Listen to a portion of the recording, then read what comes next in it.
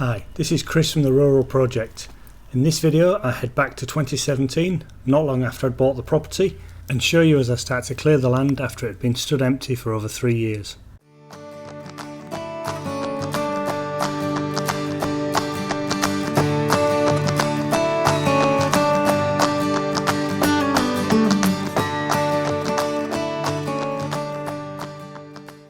Clearing these sections of land was a very long and time-consuming process.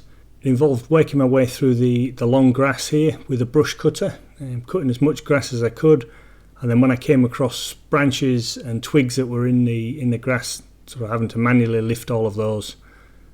This area used to be quite heavily forested, so when the fire came through a few years ago, the bulldozers pushed trees over in this area.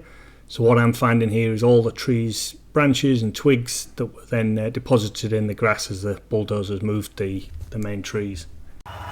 So the driver for today is Nate. So he's been using the four-wheel drive to pull out all of this. This is all left over, I guess, from when the house burned down. All of that has literally just been bulldozed over the edge here. So it's made a bit of a nasty path. So yeah, me and Nate with the chain we've been pulling it out.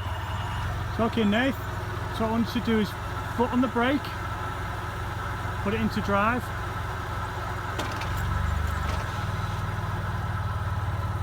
Ease off the brake and get ready to put the brake back on if you need to. A little bit of accelerating, a little bit more.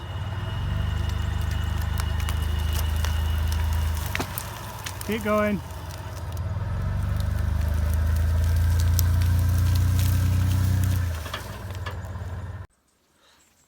So back at the property again today, Sunday.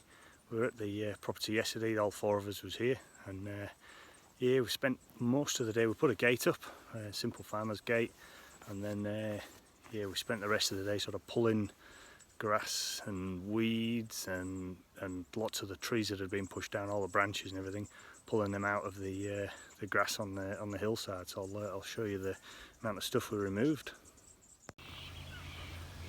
So all of these branches and twigs that you can see here, they were all in this section of grass.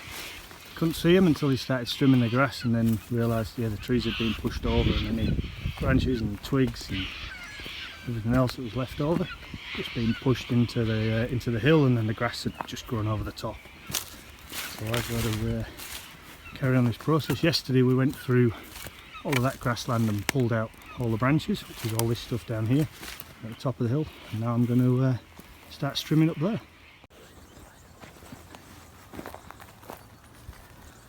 Pretty much all of this, all of those pieces there, so a lot of this stuff here, as I get a bit closer you'll see, is all the remnants of the old house. So all of these things were all pretty much just bulldozed over the edge, and then just in this section of ground just down there.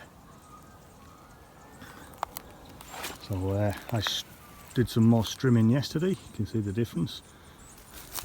So my job today is do a little bit more work on the fences, and then carry on trimming all of this and work my way all the way around. One thing that I wanted to do as well was have water in the pool. So when we purchased the land, it came with a pool. The water tanks and the pool was still remaining. The house had burned down and been removed. But I didn't like the idea of having a concrete pool, an in-ground concrete pool with no water in it, because that's not actually good for the structure of the pool. So what we did is we connected our fire pump to the dam at the bottom of the hill, and then using some fire hoses we transferred water and filled this pool up so that we removed that potential issue. The pump's still running all the way down there at the dam. It's now pumping into the pool, which is way up there, past that tank. and when we finish for the day, the pool's filled. In the next video, I start to tackle the turning circle and the wall of trees that have been bulldozed there.